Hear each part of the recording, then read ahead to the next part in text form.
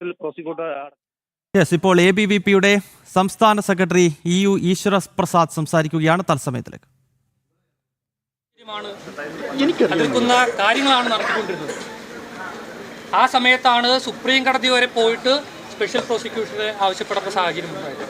അതോടൊപ്പം നമുക്കറിയാം, ഈ സംഭവം നടന്ന സമയത്ത് അന്ന് അവിടെ ഉണ്ടായിരുന്ന SFIയുടെയും KSUവിൻ്റെ പ്രവർത്തകരും, KSUവിൻ്റെ ജില്ലാ കമ്മിറ്റി മെമ്പർ, അദ്ദേഹം ഇന്ന് വക്കീലാണ്.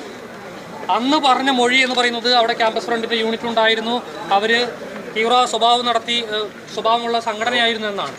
പക്ഷേ കോടതിയിൽ പറയുന്ന സമയത്ത് അത് മാറ്റി പറയുന്ന സാഹചര്യമായിരുന്നു.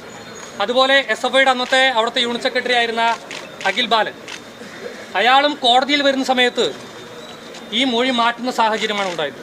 നേരത്തെ എങ്ങനെയാണോ പോലീസ് അനാസ്ഥമായിട്ട് ഈ കേസിനെ കണ്ടത്, അതുപോലെ സർക്കാരും ഇടതുപക്ഷവും വലതുപക്ഷവും SFIയും KSUവും ഈ കേസിനെ അട്ടിമറിക്കാൻ വേണ്ടിയിട്ട് മൊഴി മാറ്റിയ സാഹചര്യമുണ്ട്. ഇത്തരത്തിൽ ഒട്ടനവധി കാര്യങ്ങൾ നമുക്കറിയാം. അഭിമന്യു മരിച്ചു വീണ്, 2018 മരിച്ചു വീണ്, ഇന്ന് 2024 ഈ കേസിന് വിചാരണ നടക്കുന്ന സമയത്ത് SFIയുടെ യൂണിറ്റ് സെക്രട്ടറി ആയിരുന്ന അന്ന് DYFIയുടെ ലോക്കൽ കമ്മിറ്റി അംഗമായിരുന്ന ഒരാൾ പറയുകയാണ്, ക്യാമ്പസ് ഫ്രണ്ടിനെ കുറിച്ച് അറിയില്ല, അല്ലെങ്കിൽ അഭിമന്യുവിനെ കൊന്നത് ക്യാമ്പസ് ഫ്രണ്ടാണോ എന്ന് അറിയില്ല, മൗനം പുജിച്ച് നിൽക്കുകയായിരുന്നു. അത്തരത്തിലുള്ള കാര്യങ്ങളൊക്കെ നമുക്ക് കാണാൻ വേണ്ടി സാധിക്കും. ABVP മേൽക്കോടതിയെ സമീപിക്കാനും അതോടൊപ്പം തന്നെ വിശാലിൻ്റെ കേസിൽ പ്രതികളായിട്ടുള്ള മുഴുവൻ കുറ്റക്കാരെയും അവരെ ശിക്ഷിക്കുന്നതുവരെ പോരാട്ടം തുടരാനുമാണ് തീരുമാനം. അതുമായിട്ട് ABVP മുന്നോട്ട് പോകും. ഇത്തരത്തിൽ ഈ കേസ് അട്ടിമറിക്കാൻ ശ്രമിച്ച എല്ലാവരെയും പൊതുസമൂഹത്തിന് മുമ്പിൽ കാണിക്കുവാൻ വേണ്ടിയിട്ടും ABVP തീരുമാനമെടുത്തിട്ടുണ്ട്. അത്തരത്തിൽ മുന്നോട്ട് പോകും.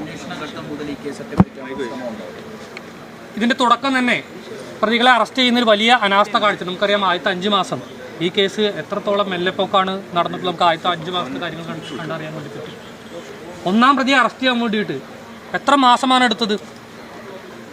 ഒരു ക്യാമ്പസിൻ്റെ മുമ്പിൽ ഒരു വിദ്യാർത്ഥി മരിച്ചു വീഴുന്ന സമയത്ത് അത്തരത്തിലാണ് ആ കാലഘട്ടത്തിൽ പോലീസ് ഇതിനെ കണ്ടിരുന്നത്. അത് അന്നത്തെ സർക്കാർ, അതിനുശേഷം വന്ന പിണറായി വിജയൻ സർക്കാർ, ഈ 2 സർക്കാരുകളും അത്തരത്തിലാണ് ഈ കേസിനെ കണ്ടെത്തുന്നത്. പോലീസ് അതിനു വേണ്ടിയിട്ട് നിലകൊള്ളുകയാണ് ചെയ്തത്. അതുകൊണ്ടാണ് ABVPക്ക് സ്പെഷ്യൽ പ്രോസിക്യൂട്ടർ ആവശ്യപ്പെട്ടുകൊണ്ട് സുപ്രീം കോടതി വരെ പോകേണ്ട സാഹചര്യം വരെ ഉണ്ടായത്. അതുകൊണ്ട് ഈ കേസിൻ്റെ മുഴുവൻ പ്രതികളെയും ശിക്ഷിക്കുന്ന തരത്തിലുള്ള വിധി വരുന്നതുവരെ മേൽക്കോടതിയെ സമീപിച്ചുകൊണ്ട് ശക്തമായി ABVP മുന്നോട്ട് പോകും.